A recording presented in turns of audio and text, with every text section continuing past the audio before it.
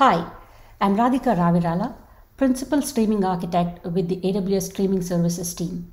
In this video, we will learn how to partition your streaming data into your data lakes using the dynamic partitioning feature in Amazon Kinesis Data Firehose. Now, as you all know, organizations often ingest streaming data into Amazon S3 based data lakes and then run an Amazon EMR or an AWS Glue job in order to organize their data. With Kinesis Data Firehose's dynamic partitioning feature, you can continuously partition streaming data using keys within your incoming stream and deliver them to individual S3 prefixes based on those keys.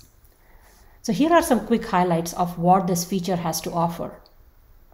Dynamic partitioning helps you organize your streaming data into well-defined partitions on Amazon S3. That means there is no need to run another analytics application to just partition your data. You can also choose to deliver the partition data in Parquet or ORC format, which improves performance with query engines such as Amazon Athena and Amazon Redshift Spectrum. Partitioning enhances query performance by avoiding data shuffling and pruning partitions that are not involved in the query. It also lowers costs as pruned partitions means less scanned data, leading to lower price per query. You can compress data to further optimize on costs. And finally, it improves your security posture as you have granular control of data for better governance. Let's take a look at how this feature works underneath the hood. Data producers send data in JSON or other data formats to your Firehose delivery stream. In this example, we are sending device clickstream data as JSON payload to Firehose delivery stream. When dynamic partitioning is enabled on this Firehose delivery stream, partitions are evaluated using a JQ expression and or a Lambda function. JQ is a flexible, lightweight, command line based JSON processor. You can configure your delivery stream to extract some partition keys using a Lambda function and the rest using a JQ expression. Firehose will continuously group the incoming streaming data by dynamically or statically defined partition keys and delivers them to individual S3 prefixes by key as shown on the right hand side of this picture. Now with that, let's dive in for a quick demo on dynamic partitioning. Begin this demo from the Amazon Kinesis console by launching a Firehose delivery stream. The source of your incoming stream could be Amazon Kinesis data streams or direct put. In this demo, we chose direct put. And choose a destination, which is Amazon S3. This is because dynamic partitioning is only supported for Amazon S3 as a destination. Specify a delivery stream name, and you can optionally choose to transform your incoming records in some fashion using a Lambda function and or convert your incoming records to Parquet or ORC. For the purpose of this demo, we are going to skip that step. In the destination setting, specify an S3 bucket where your incoming data will be streamed. We introduced a new section to enable dynamic partitioning on this delivery stream. Note that once you enable dynamic partitioning on this delivery stream, you will not be able to disable it. You can apply dynamic partitioning to aggregated data. For example, if you are combining multiple events, logs, or records that are aggregated into a single put record or put record batch API call, then this data must be deaggregated. So you can deaggregate the records by choosing to enable that and specifying a delimiter. You can also optionally introduce a new line delimiter between your records before they are deposited into S3.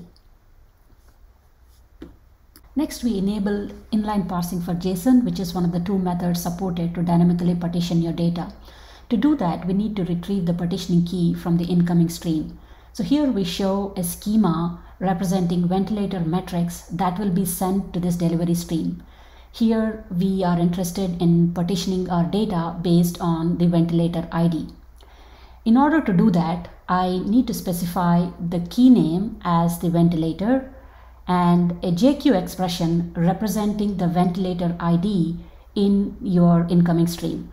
So that in JQ language would be .ventilator_ID. This JQ expression will be evaluated dynamically at runtime, and actual value of the ventilator ID will be retrieved from your incoming stream. Optionally add other partitioning keys such as year, month, and day. And then click on Apply Dynamic Partitioning Keys, which is when Firehose will generate a bucket prefix representing the partition keys you have chosen. Here we wish to represent our partitions in Hive compatible style, and for that reason we have added ventilator ID equals in front of the expression. You must specify an S3 bucket error output prefix in case your inline parsing or the Lambda function fails to extract your partition keys from your incoming data.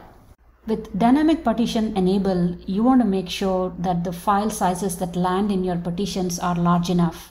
And for that reason, the lower limit for the buffer size has been increased from 1 megabyte to 64 megabytes. In this demo, we are using 128 megabytes as the buffer size and the buffer interval as 100 seconds. 128 megabytes is the recommended size, but you can go larger if you wish to do so. You can also compress your data records as well as encrypt them as they land in the S3 bucket. You can also expand upon the advanced settings and enable server-side encryption, sending logs to CloudWatch error logging, as well as create an IAM role that will have permissions to access your destination resources, namely S3 in this case. And then click on Create Delivery Stream to create your very first dynamic partitioning enabled Firehose delivery stream. With that, your dynamic partitioning enabled delivery stream should get into an active state within a few minutes. Let's now send some ventilator metrics to see dynamic partitioning in action. To do that, we log into Kinesis Data Generator and select the region where the Firehose delivery stream was created, namely US East 2. From the drop-down list, select the Firehose delivery stream name that has dynamic partition enabled, and we choose to send 100 records per second using the template for ventilator metrics.